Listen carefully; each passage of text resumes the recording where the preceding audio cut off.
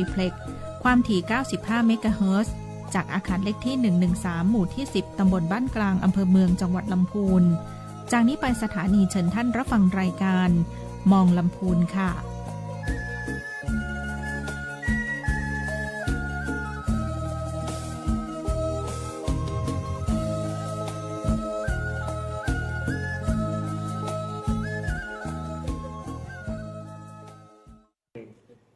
สวัสดีครับสวัสดีครับ สวัสดีครับ สวัสดีครับน้อง สวัสดีท่านผู้ชมท่านผู้ฟังนะครับผมตอนนี้เราอยู่กับรายการมองลำพูนนะวันนี้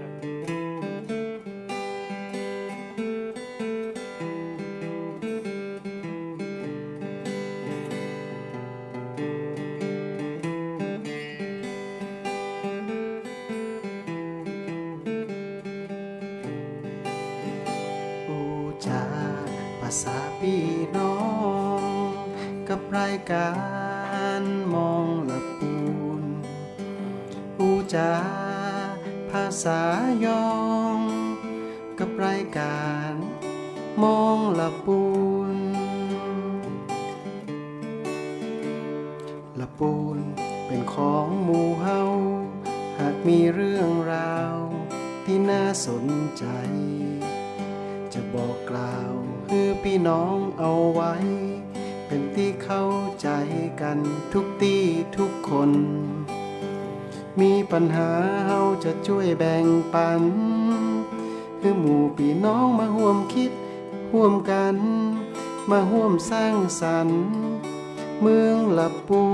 นอูจาภาษาพี่น้องกับรายการมองละปูนอูจาภาษายองกับรายการมองละปูนสวทละปูนพี่น้องทุกคนต่างก็เข้าหาได้มีเรื่องราวที่เดือดร้อนใจเจนเอิ้นมาได้เฮาจะช่วยอูจาข้องใจเรื่องต่างๆนานาหมู่เฮาจะขออาสาช่วยแก้ปัญหาพี่น้องคนละปูนอูจาภาษาพี่น้องกับรายการมองละปูนอูจาภาษายองกับรายการมองละปูน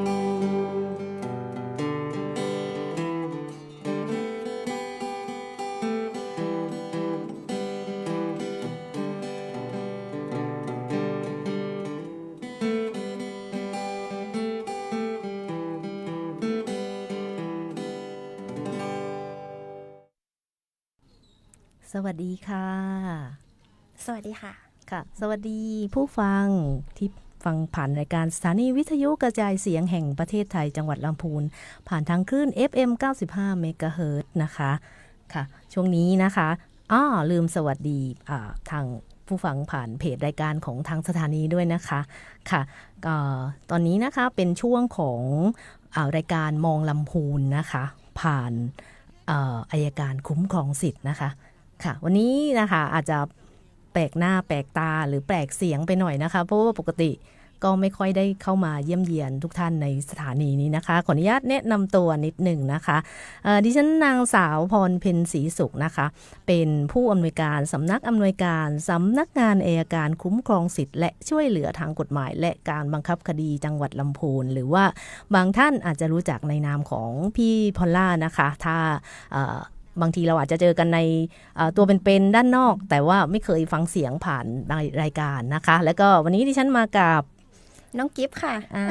แนะนำตัวอย่างเป็นทางการหน่อยน้องกิฟต์เศรษฐพรวงเมตตานะคะนิติกรปฏิบัติการสำนักงานอัยการคุ้มครองสิทธิและช่วยเหลือทางกฎหมายและการบังคับคดีจังหวัดลำพูนค่ะค่ะนานๆเราจะมาเจอกับทุกท่านนะคะ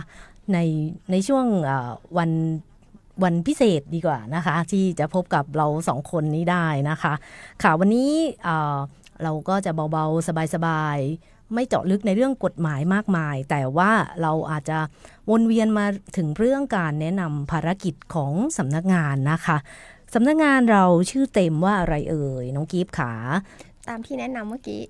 อาจจะ สำนักงานอัยการคุ้มครองสิทธิ์และช่วยเหลือทางกฎหมายและการบังคับคดีจังหวัดลำพูนนะคะที่เราอาจจะต้องเน้นย้ำกันหลายรอบเนี่ยเป็นเพราะว่าหลายท่านอาจจะงงกันว่าเอ๊ะเดี๋ยวสำนักงานอัยการคุ้มครองสิทธิ์สำนักงานอัยการจังหวัดลำพูนสำนักงานอัยการคดีเยาวชนสำนักงานอัยการคดีศาลสูงเรามีหลายสำนักงานเราอยู่ที่เดียวกันหรือเปล่าคะหรือว่ามันอะไรยังไงค่ะจริงๆหลายท่านที่สับสนทุกครั้งที่เราออกไปเผยแพร่ด้านนอกนะคะเราก็ต้องแนะนำสำนักงานเราให้ชัดเจนนะคะเพราะว่าสำนักงานเราบางท่านอาจจะงงว่าทุกอย่างก็เป็นสำนักงานอัยการเหมือนกันนะคะแต่สำนักงานแต่ละสำนักงานก็มีภารกิจที่แตกต่างกันไปนะคะที่ตั้งก่อนเลยดีกว่าของเราตั้งอยู่ที่ไหนคะที่ส่วนใหญ่แล้วถ้าชาวบ้านโทรมากริ้งกร้างบอกว่าพี่คะสำนักงานในการคุ้มครองสิทธิ์ตั้งอยู่ที่ไหนคะท่านน้องกิฟต์รับสายน้องกิฟต์จะตอบว่ายังไงดีจังหวัดลำพูนค่ะจังหวัดลำพูน กว้างไปค่ะกว้างไปอยู่ติดกับที่ว่าการอำเภอเมืองลำพูนนะคะอยู่ฝั่งเดียวกันเลยค่ะแล้วก็อยู่ฝั่งตรงข้ามกับวัฒนธรรมสำนักงานนะคะเยื้องๆกับวัดพระยืนค่ะหรือจำง่ายๆบางท่านอาจจะจำยากจังไม่รู้สำนักงานไหนจำหลังคาดีกว่าค่ะหลังคาของเราจะเป็นหลังคาสีแดงติดกับอำเภอเมืองซึ่งเป็นหลังคาสีน้ำเงินนะคะจำง่ายๆนะคะก็ทุกครั้งที่ออกลงพื้นที่ที่ถามถึงเรื่องของสำนักงานนะคะก็เราก็จะเช็คจากชาวบ้านนี่แหละค่ะว่ารู้จักสำนักงานเราไหมบางท่านก็อยู่ที่ไหนมีด้วยหรออะไรเงี้ยเราก็ย้ำง่ายๆว่ารู้จักอำเภอเมืองไหมรู้จักนั่นแหละค่ะก่อนถึงอำเภอเมืองติดกันเลยค่ะรู้ว่าติดกันเลยค่ะเราเป็นมีซอยเล็กๆขั้นเท่านั้นมีเรามีซอยเล็กๆขั้นแต่ว่าในความเป็นซอยเล็กๆขั้นเราก็เป็นสำนักงานที่เป็นพี่เป็นน้องกันนะคะจอดรถร่วมกันได้จอดรถร่วมกันได้นะคะค่ะแต่สำนักงานเราชื่อมันอาจจะยาวแต่ว่าเราก็มี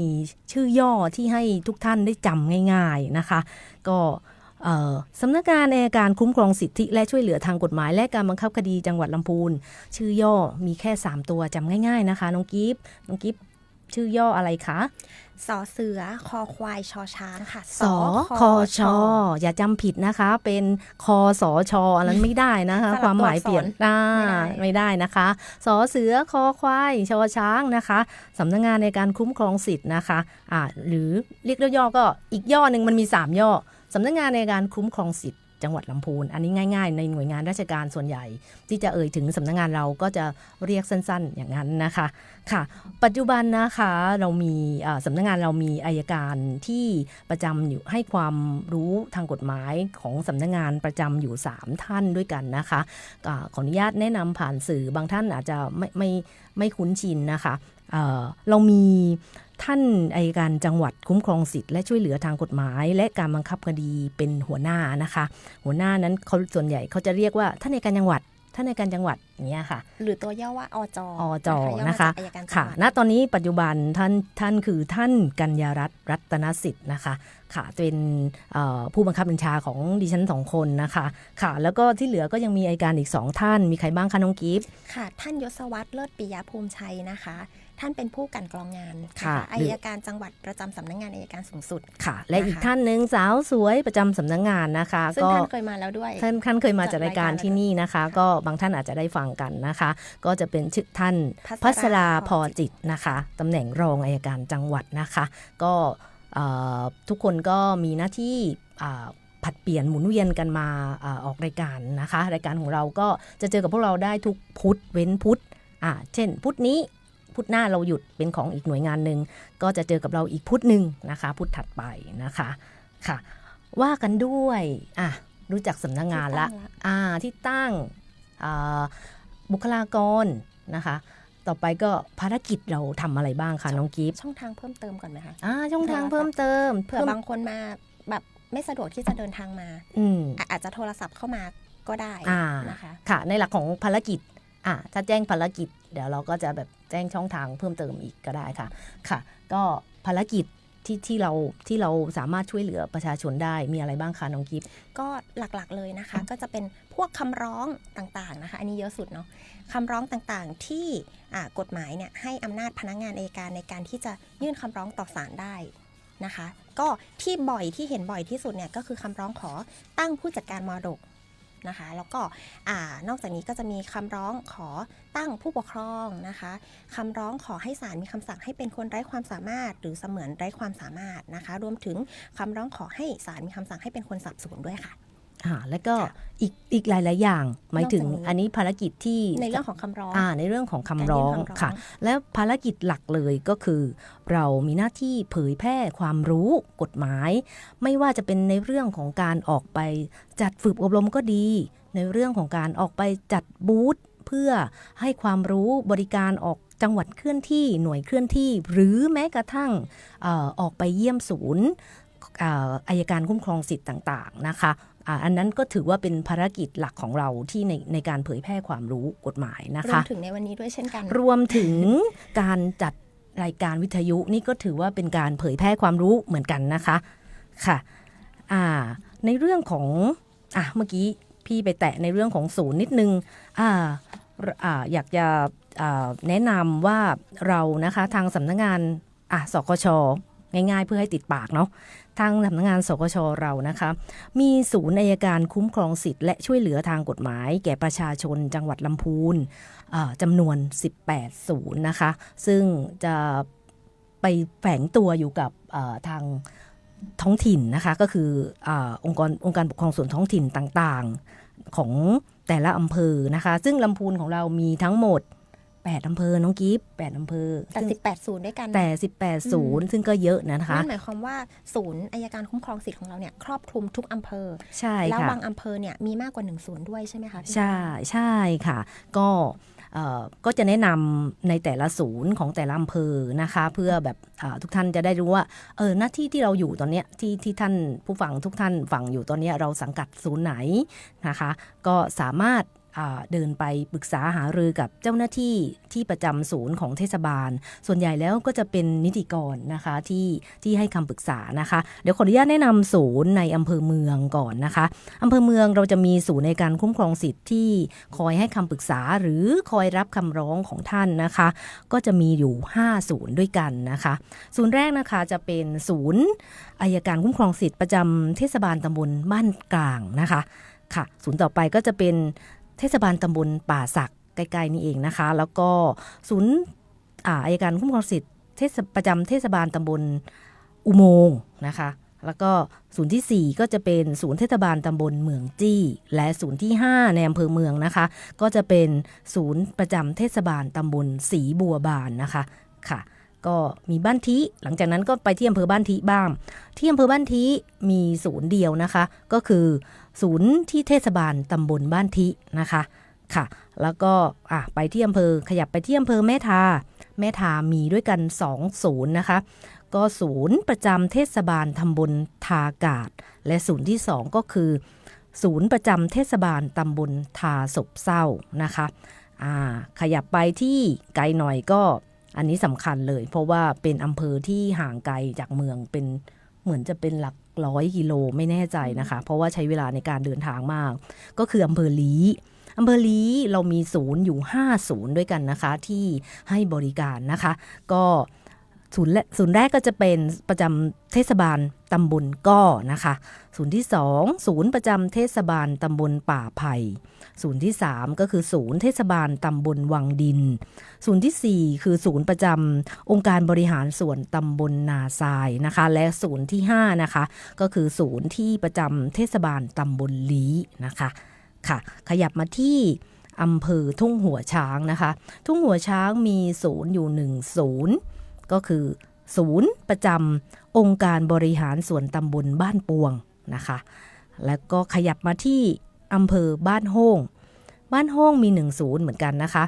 ก็คือศูนย์ประจำเทศบาลตำบลบ้านโฮ่งนะคะแล้วก็ขยับมาอีกอำเภอติดกันก็จะเป็นอำเภอเวียงหนองล่องนะคะเวียงหนองล่องก็จะมีศูนย์คือศูนย์ประจำเทศบาลตำบลวังผางนะคะและก็อำเภอที่8ก็คืออำเภอป่าซางอันนี้มีด้วยกัน2ศูนย์นะคะก็คือศูนย์ประจำเทศบาลตำบลแม่แรงและศูนย์ประจำองค์การบริหารส่วนตำบลบ้านเรือนนะคะก็หลักๆถ้าผู้ร้องไม่ประชาชนดีกว่าชาวบ้านที่ต้องการจะปรึกษาทางศูนย์ต้องติดต่อยังไงคะน้องกิฟต์ ก็อาจจะเดินเข้าไปในเทศบาลนะคะ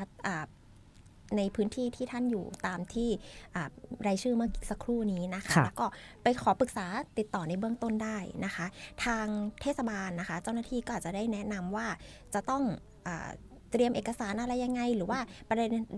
เด็นทางข้อกฎหมายเนี่ยมีอะไรยังไงบ้างนะคะแต่ว่าถ้าสมมุติว่ามันเป็นอะไรที่ซับซ้อนลึกซึ้งมากยิ่งขึ้นเนี่ยทางศูนย์อัยการคุ้มครองสิทธิ์ก็จะได้มีการประสานมาทางสำนักงานอัยการคุ้มครองสิทธิ์นะคะในเรื่องของการช่วยเหลือผู้ร้องอีกทีหนึ่งค่ะค่ะก็ส่วนใหญ่ก็เบื้องต้นจะได้รับการแนะนำหรือคัดกรองจากเจ้าหน้าที่ประจำศูนย์ซึ่งน้องๆทุกคนที่อยู่ประจำศูนย์เป็นผู้ที่มีความพร้อมและก็มีความสามารถในการให้คำปรึกษาเบื้องต้นนะคะบางศูนย์ก็ไม่มีปัญหาอะไรเลยซึ่งเป็นน่ารักมากนะคะแล้วก็ส่วนบางศูนย์ถ้าเป็นปัญหาที่ดูแล้วเกินกว่าที่ทางศูนย์จะรับไหวก็สามารถที่จะยกหูโทรมาปรึกษาทางหน่วยงานเราได้นะคะแล้วก็ส่งต่อเรื่องทั้งหมดมาให้ทางสำนักงานนะคะก็เพื่อให้ความช่วยเหลือที่ถูกต้องต่อไปนะคะให้ครอบคลุมนะเพราะว่าอย่างบางศูนย์อย่างเช่นลี้หรือก้อยอย่างเงี้ยคือห่างไกลมากเหมือนแทบจะเป็นคนละจังหวัดกันเลยนะคะถ้าพูดถึงระยะทางเนี่ยการที่เรามีการทำงานบูรณาการร่วมกันจัดตั้งศูนย์ตามที่ต่างๆเนี่ยให้มันครอบคลุมนะคะก็มีวัตถุประสงค์เพื่อที่จะทำให้การช่วยเหลือเนี่ยมันไปได้ครอบคลุมนะคะแล้วก็อาจจะเป็นทางเลือกนะคะเพื่อที่ว่าประชาชนในพื้นที่เนี่ยจะได้สะดวกในการเดินทางนะคะแล้วก็ประหยัดค่าใช้จ่ายประหยัดเวลาในการที่จะเดินทางมาด้วยค่ะค่ะก็บางท่านถ้ายังฟังไม่รู้ว่าตัวเองอยู่ศูนย์ไหนหรือติดต่อได้ที่ไหนก็ยังไงก็เดี๋ยวจะฝากเบอร์โทรของสำนักงานทิ้งไว้ท้ายรายการนะคะว่าสามารถที่จะโทรศัพท์มาปรึกษาหารือกับเราได้เบื้องต้นและเราจะแนะนำว่าท่านสามารถเดินบล็อกอินไปทางศูนย์ไหนได้ก่อนเบื้องต้นนะคะค่ะในเรื่องของศูนย์ก็คร่าวๆไว้แค่ไว้เป็นน้ำจิ้มดีกว่าเนาะเพราะว่าที่เหลือเราจะพูดหมดในรายการมันก็อาจจะเป็นไปไม่ได้นะคะแต่เรายังมีเครือข่ายของเราที่สามารถสอบถามในเรื่องปัญหากฎหมายเบื้องต้นขอใช้คำว่าเบื้องต้นแก่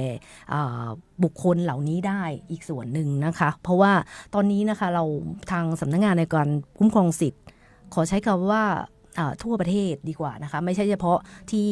สกช.ลำพูนอย่างเดียวนะคะเรามีโครงการอาสาสมัครอัยการช่วยได้ประจำทุกจังหวัดดีกว่าเพราะว่าส่วนใหญ่แล้วเกือบจะ 100% จะมีอาสาสมัครจากของแต่ผ่านเป็นตัวแทนแต่ละอำเภอนะคะของแต่ละจังหวัดแฝงตัวอยู่ในนั้นซึ่งได้รับการอบรมของแต่ละจังหวัดนะคะแต่ของจังหวัดลำพูนนะคะก็มีณตอนนี้เราต่อไปอีก1วาระนะคะวาระแรกเรามีตั้งแต่พศ2568ตอนนั้นเรามีอาสาสมัครเยอะมากนะคะเพราะว่าเราได้มีการประกาศรับสมัครคัดกรองสอบสัมภาษณ์คัดเลือกเฟ้นมาอย่างดีว่าต้องเป็นผู้ที่มีความสามารถมีความรู้เบื้องต้นในการนำข้อมูลข่าวสารจากของเราไปส่งต่อให้กับทางชาวบ้านได้นะคะก็ณตอนนี้ต่อมาอีกปีนึงแล้วนะคะน้องกิฟก็ตอนนี้เรามีอาสาสมัครอยู่จำนวน56ท่านด้วยกันนะคะทั่วทั้งจังหวัดลำพูนแฝงตัวอยู่ตามอำเภอต่างๆแต่ว่าอาจจะไม่ได้แจ้งตอนนี้ว่ามีใครบ้างแต่ว่าทางอาสาสมัครเองเขาคอยจะแนะนำชี้แนะหรือส่งต่อเคสต่างๆมาให้สำนักงานอยู่แล้วนะคะอย่างในอำเภอเมืองเนี่ยค่ะเราก็จะมีอาสาสมัครอยู่ประมาณ23คนด้วยกันนะคะค่ะก็แล้วก็มีทางอำเภอป่าซางอันนี้เหลือ3ท่านนะคะอำเภอบ้านห้องก็เหลือ11ท่านนะคะอำเภอแม่ทาก็จะมีอยู่7ท่านอำเภอลี้ก็จะมีอยู่7ท่านอำเภอทุ่งหัวช้างมีอยู่1ท่านนะคะและอำเภอบ้านทิก็จะมีอยู่2ท่านและอีกอำเภอหนึ่งอำเภอเวียงหนองล่องก็จะมี1ท่านเหมือนกันนะคะและพิเศษสุดด้วยความอนุเคราะห์จากทางมจร.ลำพูนนะคะก็จะมีผู้ช่วยศาสตราจารย์พลาดอนสุขพันธ์นะคะเป็นอาสาสมัครที่อยู่ในมหาวิทยาลัยสงฆ์ด้วยนะคะเป็นท่านอาสาสมัครเป็น เป็นศูนย์แล้วเหมือนจะมีศูนย์อยู่ในทางมจรด้วยอีก1 ศูนย์นะคะก็ยังไงก็ผ่านเครือข่ายปรึกษากฎหมายหรือฝากเรื่องราวหรือสอบถามผ่านทางอาสาสมัครนี้ได้ถ้ามีปัญหาอะไรนะคะสะดวกช่องทางไหนไปช่องทางนั้นนะคะเรามีหลายช่องทางให้เลือกสรรนะคะใช่เรามีหลายช่องทางให้เลือกสรรนะคะแล้วโดยเฉพาะนะคะเดี๋ยวนี้นะคะเรานะคะไม่ได้เปิดทำการแค่วันจันทร์ถึงวันศุกร์นะคะเรายังเปิดทำการวันเสาร์อีก1 วันนะคะวันเสาร์เราก็ไม่หยุดนะคะไม่หยุดจริงๆนะคะแบบว่าใครไม่สะดวกวันจันทร์ถึงศุกร์ที่อาจจะไม่อยากมาเจอต่อคิวยาวหรือรอนานหรือ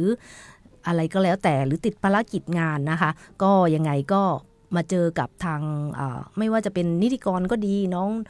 ท่านอัยการก็ดีนะคะหรือบุคลากรท่านอื่นที่เราวนเวียนกันมาให้บริการท่านด้วยในวันเสาร์เต็มวันด้วยนะคะ8:30 นาทีถึง 16:30 นาทีเช่นวันธรรมดาเหมือนกันนะคะต่อให้วันเสาร์นั้นจะตรงกับวันหยุดนักขัตฤกษ์ใช่ก็เราก็ต้องมาค่ะเพราะว่ามีเราสัญญากันแล้วว่าเราจะเปิดทำการวันเสาร์เพราะฉะนั้นวันเสาร์จะเป็นวันหยุดอะไรพิเศษอะไรยังไงทุกท่านมาก็จะเจอพวกเราเช่นเดิมเหมือนวันธรรมดาใช่ค่ะแต่อาจจะแบบก็เรียกอะไรเจ้าหน้าที่ที่บริการอาจจะไม่ได้เยอะเหมือนวันธรรมดานะคะเพราะว่าด้วยความเป็นวันหยุดราชการนะคะเราก็แค่อำนวยความสะดวกว่าเพิ่มช่องทางการมายื่นคำร้องหรือการมาติดต่อให้อีก1 วันนะคะก็แต่ทุกอย่างจะมีการบริการท่านเหมือนวันธรรมดาเช่นทุกวันนะคะซึ่งก็ไม่ได้มีแค่ลำพูนนะคะจริงๆสคช.เนี่ยที่เปิดบริการวันเสาร์คือทั่วทั้งประเทศเลยใช่ค่ะใช่ค่ะทุกที่เหมือนกันหมดเลยค่ะลำปางเชียงใหม่ถ้าสมมุติว่าท่านผู้ฟังเนี่ยอยู่จังหวัดที่ใกล้เคียงเนี่ยสะดวกที่จังหวัดไหนก็คือไปที่จังหวัดนั้นได้เลยนะคะใช่ค่ะเพราะว่าถ้าเราเกิดปัญหาตรงไหนสงสัยอะไรสามารถแวะไปได้ที่สำนักงานอัยการคุ้มครองสิทธิ์ได้ทุกจังหวัดนะคะเพราะทุกจังหวัดมีสำนักงานนี้นะคะบางที่อาจจะมีสาขาด้วยซ้ำไปนะคะถ้าเป็นจังหวัดใหญ่ๆนะคะอย่างที่บอกเพราะว่าเราเนี่ยมีวัตถุประสงค์ในการที่จะอำนวยความสะดวกให้กับประชาชนทุกคนนะคะเราไม่ได้จำกัดว่าคนที่มาติดต่อจะต้องมีภูมิลำเนาอยู่ในพื้นที่ของสคช.นั้นๆเท่านั้นนะคะมาติดต่อได้เลยใกล้ที่ไหนสะดวกที่ไหนไปที่นั่นได้เลยนะคะถ้าสมมติว่าเขตอำนาจอยู่ที่อื่นเราอาจจะได้มีการประสานส่งต่ออีกทีนึงนะคะใช่ค่ะเพราะว่าตรงนี้เดี๋ยวนี้มันการติดต่อสื่อสารมันก็กว้างขวางขึ้นนะคะเราก็สามารถที่จะส่งต่อเรื่องราวต่างๆไปจังหวัดอื่นได้นะคะก็มีเยอะนะคะเคสอย่างนี้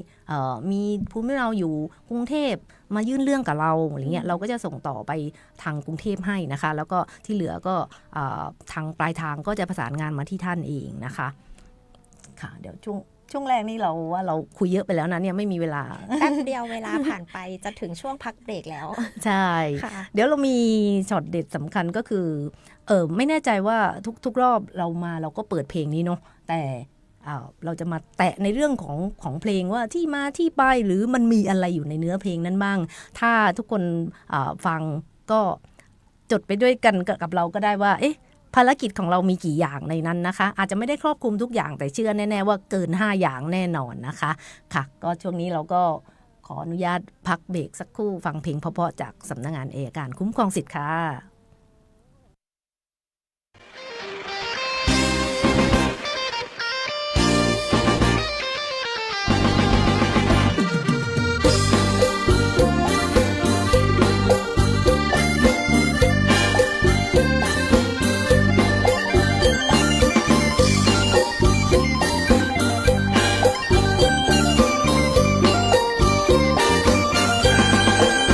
ประชาสัมพันธ์ถึงท่านผู้ฟังมีปัญหาทุกครั้งทางด้านกฎหมายเรื่องเล็กใหญ่น้อยจะค่อยผ่อนคลายตั้งแต่เกิดจนตายคนช่วยได้คืออัยการเด็กเกิดผู้เวพ่อแม่ทิ้งไปคนเลี้ยงอยากได้ไว้เป็นบุตรในบ้านอัยการจะช่วยด้วยยื่นคำร้องต่อศาลอีกทั้งว่าความไม่ทันเพื่อการรับบุตรบุญธรรม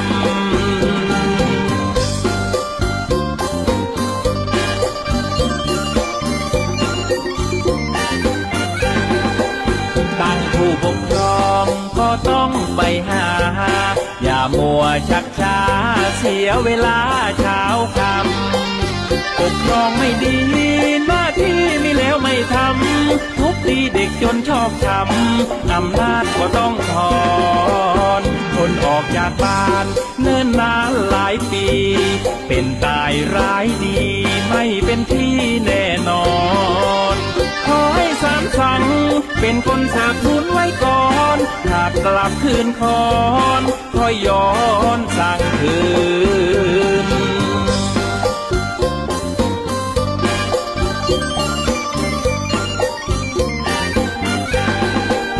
เกิดความขัดแย้งแก่งแย่งแข่งขัน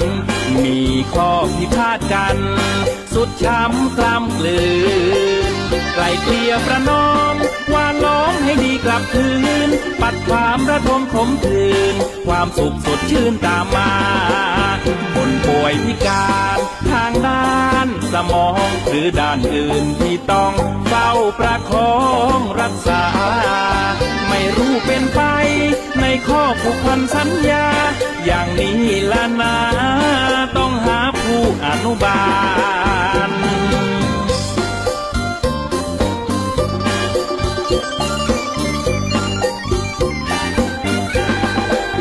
หากเป็นคนจนขัดสนเงินตราอย่าร่างสัญญาให้ไปหาอัยการถูกข่มเหงรังแกแต่ยากจนและต้องขึ้นศาลช่วยเหลือดูแลแก่ท่านในด้านทนายอาสามรดกคนตายตกได้แก่ลูกหลานต้องนำมาจัดสรรเพื่อแบ่งปันกันหาตั้งผู้จัดการด้านมรดกนี้นะหน่วยงานที่ท่านพึ่งพานั่นนะคืออัยการ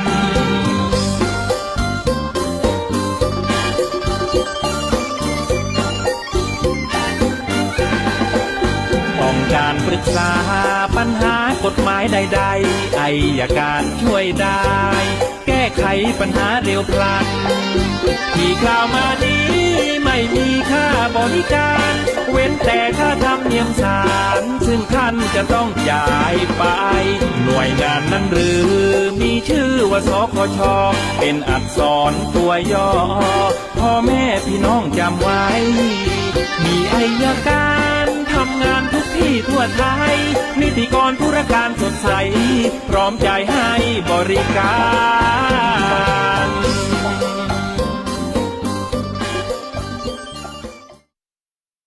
ก็ผ่านไปนะคะบทเพลงนี้ชื่อเพลงว่า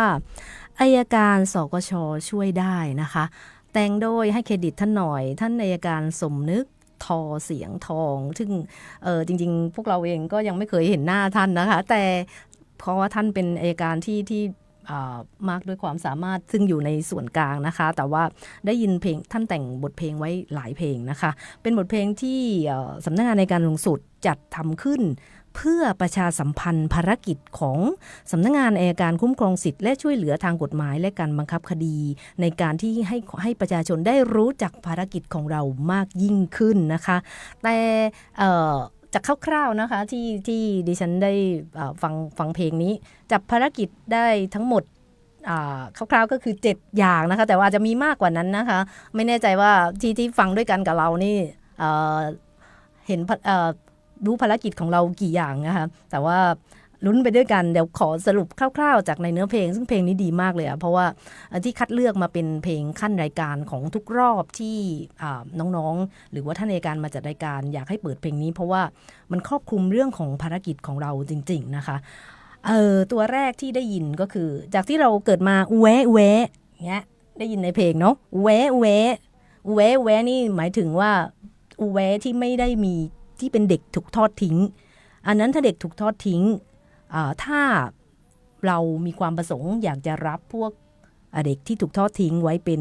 บุตรบุญธรรมถูกไหมคะอันนั้นภารกิจของเรายังไงคะน้องกีบคือจริงๆแล้วเนี่ยในเรื่องของการรับบุตรบุญธรรมก็จะมีตามหลักเกณฑ์ที่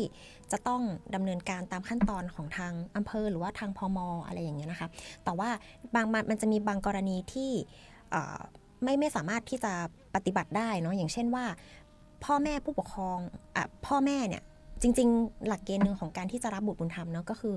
พ่อแม่จะต้องยินยอมด้วยพ่อแม่ของเด็กนะคะแต่ว่าในกรณีอย่างที่เคยเจอเนี่ยก็คือว่าพ่อแม่ของเด็กเนี่ยพ่อกับแม่เนี่ยไม่ได้จดทะเบียนสมรสกันพ่อก็เป็นพ่อที่ไม่ชอบด้วยกฎหมายเนาะแม่เนี่ยก็หายสับสูญไปหรือว่าไม่สามารถที่จะติดต่อเพื่อขอความยินยอมได้อะไรอย่างเงี้ยเราก็อาจจะต้องมีการยื่นคำร้องขอให้ศาลอนุญาตนะคะแทนที่แม่ตัวจริงจะอนุญาตอะไรประมาณนี้ให้มีคำสั่งอนุญาตของศาลแทนอะไรประมาณนี้ค่ะค่ะ ก็คร่าวๆแต่ถ้าใครมีเคสนี้อย่าลืมนะคะเข้าไปติดต่อเราก่อนนะคะเพื่อเราต้องยังไงเราทุกเรื่องค่ะเราต้องสอบถามข้อเท็จจริงนะคะและในเรื่องต่อมาที่ได้ยินจากในเพลงนะคะคือการตั้งผู้ปกครองนะคะตั้งแล้วถอนได้ไหมหรือยังไงตั้งผู้ปกครองนี่ยังไงคะน้องกิฟต์ก็จะเป็นในกรณีที่ผู้เยาว์นะคะผู้เยาว์ก็คืออายุไม่เกิน20 ปีบริบูรณ์นะคะมีเหตุที่จะต้องตั้งนะคะเช่นพ่อกับแม่เสียชีวิตนะคะเสียชีวิตจริงๆถ้าสมมติว่าพ่อกับแม่เนี่ยเสียชีวิตทั้งคู่อำนาจปกครองก็จะอยู่กับคนใดคนหนึ่งแต่ถ้าสมมติว่าเสียชีวิตทั้งคู่หรือว่ากรณีที่อาจจะไม่ได้เสียชีวิตทั้งคู่เสียชีวิตไปแค่คนเดียวแต่ว่าอีกคนนึงหาตัวไม่พบอะไรอย่างเงี้ยแล้วไม่สามารถที่จะใช้อำนาจปกครองได้นะคะเด็กจะต้องไปเรียนต่อหรือว่ามีเหตุอะไรที่จะต้องปกปักรักษาในเรื่องของทรัพย์สินของผู้เยาว์อะไรต่างๆนานามันไม่มีคนจัดการก็ต้องมีการตั้งผู้ปกครองขึ้นมาซึ่งผู้ปกครองในที่นี้เวลาภาษาพูดของเราใช้คำว่าผู้ปกครองกันนะคะแต่ว่าจริงๆแล้วเนี่ยการเป็นผู้ปกครองซึ่งเป็น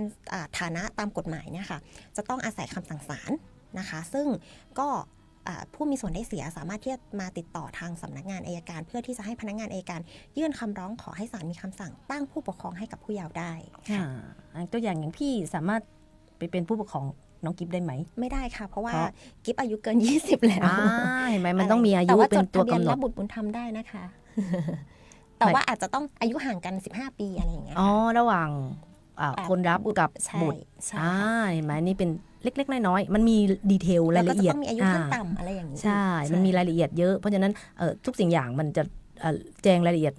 ในวันนี้อาจจะยังไม่ครอบคลุมเท่าไหร่นะคะแต่ว่ายกตัวอย่างคร่าวๆเงี้ยค่ะแล้วก็อีกอันนึงที่ได้ยินจากในเพลงนะคะ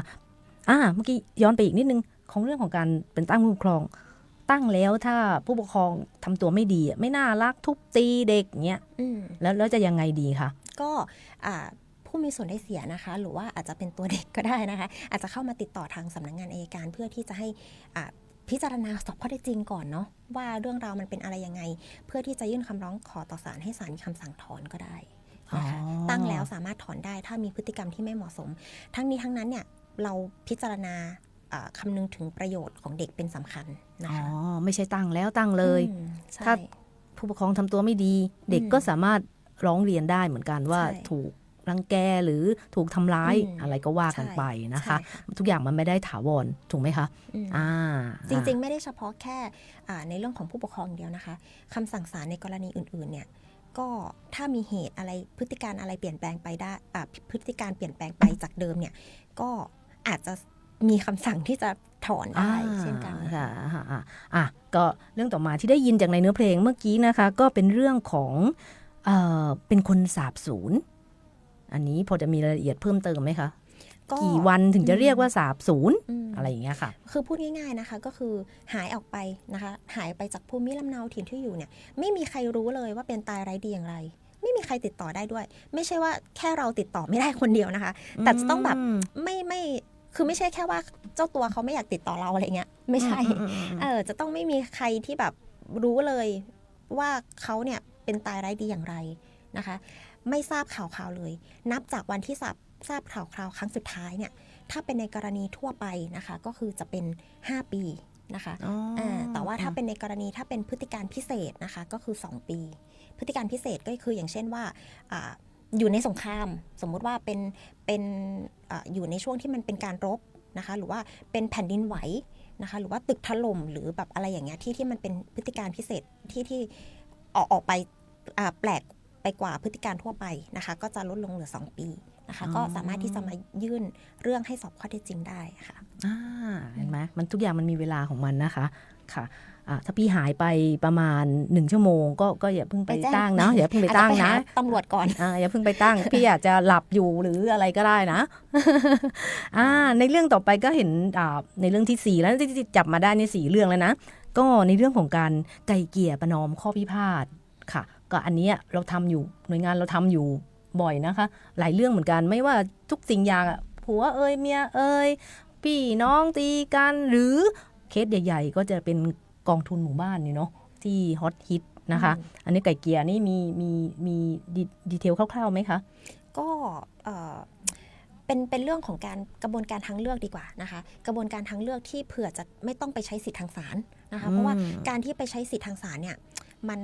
นอกจากจะเสียเวลาเสียเงินอะไรต่างๆเนี่ยบางทีมันมีข้อแพ้ชนะกันแล้วมันมีผลบังคับมันมีผลที่ตามมานะคะแล้วก็เชื่อว่าไม่มีใครอยากที่จะขึ้นศาลแต่ว่ากระบวนการไกล่เกลี่ยเนี่ยมันเป็นกระบวนการที่ละมุนละม่อมมากกว่านะคะมันอาจจะไม่ได้แบบมีฝ่ายใดฝ่ายหนึ่งที่ชนะฝ่ายใดฝ่ายหนึ่งที่แพ้นะคะมันอาจจะเป็นการเสมอกันก็ได้นะคะซึ่งถ้าสมมุติว่าคู่กรณีเนี่ยพูดคุยกันเองก็อาจจะไม่ได้เนาะเพราะว่ามันมีปัญหาทะเลาะเบาะแว้งกันมาก่อนอยู่แล้วเราก็จะต้องมีบุคคลที่3คนกลางในการที่จะมาช่วยประสานนะคะเหมือนเปิดเวทีแล้วก็รับฟังข้อเท็จจริงจากทั้ง2ฝ่ายนะคะแล้วก็ช่วยประสานนะคะให้ทั้ง2ฝ่ายเนี่ยหาทางออกหรือว่าทางลงได้ที่เป็นจุดกึ่งกลางที่ลงตัวของทั้งคู่เพราะฉะนั้นเนี่ยการไกล่เกลี่ยมันก็อาจจะวินวินถ้ามันจบได้ด้วยดีเนี่ยมันก็อาจจะไม่ต้องไปใช้สิทธิทางศาลนะคะซึ่งอาจจะมีในเรื่องของการบันทึกสัญญาประนีประนอมยอมความหรือว่าบันทึกข้อตกลงกันนะคะให้ทั้ง2ฝ่ายยึดถือแล้วก็ปฏิบัติกันมันก็จะเป็นการที่ไม่ต้องนำคดีเข้าสู่ศาลด้วยนะคะเพราะฉะนั้นเนี่ยในเรื่องของหลักเกณฑ์ต่างๆเนี่ยถ้าสมมุติว่าคนฟังนะคะคุณผู้ฟังเนี่ยฟังอยู่แล้วก็อาจจะรู้สึกว่าตัวเองเนี่ยมีปัญหาข้อพิพาทอยู่ตอนนี้นะคะก็อาจจะมาปรึกษาในเบื้องต้นก่อนก็ได้นะคะว่ากรณีนี้เนี่ยสามารถที่จะไกล่เกลี่ยได้ไหมถ้าสมมุติว่ามันเข้าเกณฑ์ที่จะไกล่เกลี่ยได้นะคะเราก็กระบวนการของเราก็จะมีหนังสือเชิญนะคะหนังสือเชิญคู่กรณีนะคะเราจะไม่ได้มีการโทรศัพท์หานะคะเดี๋ยวเขาจะว่าเราเป็นมิจฉาชีพนะคะ call center เราจะส่งหนังสือเชิญอีกฝ่ายหนึ่งให้มาเจรจาคุยกันค่ะส่วนใหญ่แล้วก็เราก็จะมาคุยกันที่สำนักงานนะคะเพราะเราถือว่าคือสำนักงานเราในฐานะบุคคลที่3คนนั้นที่น้องกิฟพูดเมื่อกี้ว่าเราเป็นคนกลางนะคะก็ทุกแต่ต้องออกตัวไว้ก่อนเลยว่าไม่ใช่ทุกเคสนะคะที่จะจบลงด้วยดีบางเคสก็ไม่สามารถตกลงกันได้อันนั้นก็ไปว่ากันไปนะคะแต่บางเคสที่จบลงด้วยดีเราเองในฐานะไม่ว่าทั้งพนักงานอัยการนิติกรหรือทนายความอาสาเรามีความยินดีและก็ดีใจมากที่ทุกอย่างราบรื่นและก็จบลงด้วยดีซึ่งเราอยากให้เป็นอย่างนั้นอยู่แล้วเป้าหมายของการไกล่เกลี่ยนะคะการไกล่เกลี่ยพูดคำมันดูยากไปไกล่เกลี่ยประนอมข้อพิพาทมันดูเป็นศัพท์ยากไปสำหรับผู้ฟังก็คือชาวบ้านพูดง่ายๆก็คือเอาคน2คน2ฝ่ายมาพูดกันมาถามกันประมาณนี้คุยกันว่ามันจริงไหมแล้วถ้ายอมความกันอย่างนี้ได้ไหมตกลงไหมฝั่งนี้ว่าไงฝั่งนี้ว่าไงอันนั้นแหละค่ะภาษาที่แปลง่ายๆแต่ว่าโอเคถ้าไม่ได้ส่วนใหญ่ก็ได้นะคะส่วนใหญ่ที่ออกมาก็ตกลงกันได้ด้วยดีนะคะค่ะในเรื่องของการไกล่เกลี่ยประนอมข้อพิพาทนะคะใครมีปัญหาอะไรยังไงมาให้ข้อมูลข้อเท็จจริงกันก่อนแล้วก็ให้ทางเราเรียกฝ่ายคู่กรณีมาตกลงกันได้นะคะค่ะอันนั้นในเรื่องของไกล่เกลี่ยก็ผ่านไปอีกเรื่องนึงที่เห็นที่ฟังได้ยินในเพลงแล้วก็คือการตั้งผู้อนุบาลอันนี้มันจะต่างกับผู้ปกครองนะคะค่ะยังไงคะตั้งผู้อนุบาลถ้าพูดถึงผู้อนุบาลก็พูดคู่กันเลยละกันก็คือผู้พิทักษ์นะคะสองคำนี้จะใกล้เคียงกันแต่คำว่าผู้อนุบาลเนี่ยจะดูแบบเขาเรียกว่าอะไรเหมือนหนักกว่าเนาะพิทักษ์ก็จะเบาลงหน่อยนะคะอันนี้ก็คือสำหรับคนที่มีญาติหรือว่าผู้ที่อยู่ในความดูแลของเราเนี่ยป่วยอย่างเช่นป่วยติดเตียงเนาะหรือว่าไม่มีสติสัมปชัญญะนะคะแต่ว่ามันมีเหตุที่จะต้องจัดการอะไรบางอย่างเช่นทรัพย์สินของเขานะคะแต่ว่ามันไม่สามารถจัดการได้เพราะว่าเจ้าตัวเนี่ยป่วยติดเตียงไปแล้วนะคะหรือว่าถ้าจะไม่ได้ป่วยติดเตียงเนี่ยก็อาจจะวิกลจริตจนไม่ได้รู้สำนึกอะไรเลยอย่างเงี้ยก็ได้นะคะก็สามารถที่จะมาติดต่อขอให้เรายื่นคำร้องขอให้ศาลมีคำสั่งให้เขาเนี่ยเป็นคนไร้ความสามารถนะคะแล้วก็ตั้งผ ผู้ที่ดูแลผู้ที่ใกล้ชิดนะคะที่มีความสามารถแล้วก็ไม่ได้มีคุณสมบัติต้องห้ามตามกฎหมายเนี่ยให้เป็นผู้อนุบาลได้พูดง่ายๆก็คือจากที่ดูแลกันตามความเป็นจริงแล้วก็คือมีฐานะตามกฎหมายขึ้นมาหน่อยนะคะก็คือเป็นผู้ดูแลตามกฎหมายนั่นเองก็คือเป็นผู้อนุบาลนะคะหรือว่าถ้าสมมุติว่าไม่ได้ถึงขั้นที่ติดเตียงไม่มีสติสัมปชัญญะอะไรเลยก็อาจจะยังพอมีอยู่บ้างแต่ว่าจัดการทรัพย์สินตัวเองเนี่ยไปในทางที่เสียหายนะคะอย่างเช่นว่าติดการพนันใช้เงินสุรุ่ยสุร่ายถ้าสมมติปล่อยไปเนี่ยทรัพย์สินในบ้านนี่คือถูกขายหมดแน่นอนหมดเนื้อหมดตัวแน่นอนอะไรอย่างเงี้ยเป็นต้นนะคะก็อาจจะเป็นเหตุในเรื่องของการตั้งให้เขาเป็นคนเสมือนไร้ความสามารถแล้วก็มีผู้พิทักษ์ได้นะคะก็คือเป็นคนที่เข้ามาถ้าเป็นผู้อนุบาลก็คือมาจัดการทรัพย์สินแทนนะคะจัดการแทนนะคะแต่ถ้าสมมุติว่าเป็นผู้พิทักษ์ก็คือมาดูแลมาให้ความยินยอมอีกชั้นหนึ่งเนาะในการที่คนเสมือนไร้ความสามารถเขาจะทำนิติกรรมอะไรต่างๆมีผู้ที่จะดูแลกันกรองนิดนึงอะไรประมาณนี้ทั้งนี้ทั้งนั้นก็คือเพื่อพิทักษ์รักษาผลประโยชน์ของคนไร้ความสามารถหรือคนเสมือนไร้ความสามารถนั่นเองค่ะก็คร่าวๆก็ถ้าในครอบครัวของท่านผู้ฟังครอบครัวไหนที่มีบุคคลอย่างที่น้องเขาพูดเมื่อกี้อยู่ในความดูแลและอยากจะทำให้มันถูกต้องเราที่เป็นผู้ดูแลอยู่แล้วอยากจะมีสิทธิ์ในการดูแลหรือจัดการทรัพย์สินอะไรของผู้ป่วยที่เราดูแลอยู่ให้ถูกต้องก็ยังไงก็ติดต่อเข้ามาทางสำนักงานเพื่อให้ช่วยเหลือแนะนำได้นะคะในเรื่องของการตั้งผู้พิทักษ์ก็ดีตั้งผู้อนุบาลก็ดีนะคะค่ะในเรื่องของอีกเรื่องนึงก็ที่ได้ยินนะคะก็จะเป็นเรื่องของการจัดทนายความอาสาซึ่งทนายความอาสาของสำนักงานเราตอนนี้มีอยู่2ท่านด้วยกันที่คอยผลัดเปลี่ยนนั่งเวรประจำสำนักงานคอยให้คำปรึกษากับทางผู้ร้องที่หรือประชาชนที่เข้ามาติดต่อนะคะยังไงคะจัดทนายความอาสาในเรื่องใดบ้างคะน้องกิฟต์ก็อาจจะเป็นในเรื่องที่จำเป็นที่จะต้องใช้สิทธิทางศาลในเรื่องของการฟ้องร้องนะคะหรือว่าต่อสู้คดีนะคะก็คือตัวเองโดนฟ้องอยู่แล้วนะคะแล้วก็อาจจะต้องการทนายในเรื่องของการเข้าไปช่วยต่อสู้คดีให้ยื่นคำให้การให้อะไรต่างๆนานานะคะแต่ว่าอาจจะต้องมาพิจารณาหลักเกณฑ์กันนิดนึงเนาะคือเราจริงๆเราก็อยากที่จะช่วยทุกรายที่มาติดต่อเรานะคะแต่ว่าเนื่องจากจำนวนทนายความของเรามี2ท่านนะคะถึงแม้ว่าในอนาคตอาจจะมี3นะคะแต่ว่าก็เป็นจำนวนน้อยเราอาจจะไม่ได้สามารถที่จะช่วยทุกท่านได้หมดเลยนะคะอาจจะต้องมาดูว่ารายไหนที่ไม่ได้รับความเป็นธรรมจริงๆหรือว่าอาจจะไม่ได้สามารถที่จะมีกำลังทรัพย์พอที่จะว่าจ้างทนายเองนะคะก็อันนี้อาจจะเป็นอยู่ในดุลพินิจของท่านอัยการจังหวัดอีกทีนึงค่ะว่าจะรับพิจารณาช่วยเหลือยังไงหรือว่ามีเหตุอะไรที่ไม่สามารถรับได้มันมีข้อกำหนดอยู่นะคะเพราะว่าจะบอกว่าเราช่วยทุกเรื่องมันก็จะดูโกหกไปนะคะแต่ว่าเราเข้ามาก่อนแล้วเข้ามาคุยว่าเรื่องนี้ทางทนายอาสาประจำสำนักงานเราสามารถที่จะช่วยว่าต่างแก้ต่างให้ได้หรือไม่นะคะนั่นในส่วนของทนายค่ะแล้วในเรื่องสุดท้ายนี่ฮอตฮิตเลยนะคะเป็นเรื่องของการตั้งผู้จัดการมรดกค่ะน้องกิฟต์อันนี้ไม่มีวันไหนค่ะที่ไม่มีเรื่องนี้เข้ามาในสำนักงานนะคะหลักๆเนี่ยยังไงดีคะตั้งผู้จัดการมรดกอาจจะเป็นเพราะว่าเรามีการตายกันทุกวันตุยค่ะดิฉันขออนุญาตใช้คำว่าตุยเกิดแก่เจ็บตุยกันทุกวันก็หลักๆเนาะในเรื่องของการตั้งผู้จัดการมรดกเนี่ยก็จะต้องปรากฏเหตุขัดข้องนะคะที่คือไม่ได้หมายความว่าการตายทุกการตายต้องมีการตั้งผู้จัดการมรดกนะคะถ้าไม่ได้มีเหตุขัดข้องไม่ได้มีทรัพย์สินหนี้สินอะไรที่ต้องจัดการนะคะหรือว่ามีที่ต้องจัดการแต่ว่าสามารถจัดการกันได้โดยที่ไม่ต้องตั้งผู้จัดการมรดกตรงนี้ก็อาจจะไม่ต้องตั้งผู้จัดการมรดกนะคะในเบื้องต้นเนี่ยถ้ามีการเสียชีวิตเกิดขึ้นเนี่ยแล้วมันมีทรัพย์สินหนี้สินอะไรที่ต้องจัดการนะคะอาจจะลองไปติดต่อหน่วยงานที่เกี่ยวข้องกันดูก่อนนะคะเช่นว่าถ้ามีในเรื่องของที่ดินที่จะต้องโอนหรือว่ารถที่จะต้องโอนอาจจะลองไปติดต่อสอบถามหน่วยงานที่เกี่ยวข้องว่าสามารถที่จะจัดการกันได้เลยไหมธนาคารอย่างเงี้ยค่ะก็ไปติดต่อทางแบงก์ก่อนว่าต้องใช้ต้องแต่งตั้งผู้จัดการมรดกมาช่วยในเรื่องทรัพย์สินนั้นไหมบางที่ก็อาจจะต้องการบางที่ก็อาจจะไม่ต้องการก็ว่ากันไปด้วยข้อเท็จจริงต่างๆนะคะเพราะว่าก็อย่างที่ว่าค่ะโทรมาสอบถามก่อนว่าถ้าเคสนี้ทรัพย์นี้ต้องตั้งไหมหรือทรัพย์นี้ไม่ต้องตั้งหรือยังไงมันมี แต่ละของแต่ละคนอะเนื้อหาแต่ละคนรายละเอียดของแต่ละท่านมันไม่เหมือนกันเพราะฉะนั้นมันขอใช้ดุลยพินิจในการแบบเป็นว่ากันด้วยคิดเป็นเรื่องเป็นคนๆไปดีกว่าแต่หลักๆถ้าทางผู้ฟังครอบครัวไหนที่พอจะเขาเรียกอะไรบางที่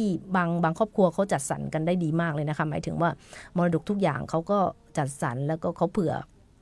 เพราะว่าชีวิตคนเรามันไม่แน่นอนเนาะบางทีเขาก็เตรียมการไว้เผื่อเกิดเหตุต่างๆพวกนี้ไว้พร้อมกับอีกอันนึงถ้าเราไม่ต้องการให้มรดกนั้นไปได้แก่คนไหนคนนั้นเราต้องมีการทำอะไรคะอาจจะต้องทำพินัยกรรมนั่นแหละพินัยกรรมเนี่ยมีหลายประเภทแต่ว่าแนะนำให้ถ้าไม่แน่ใจว่า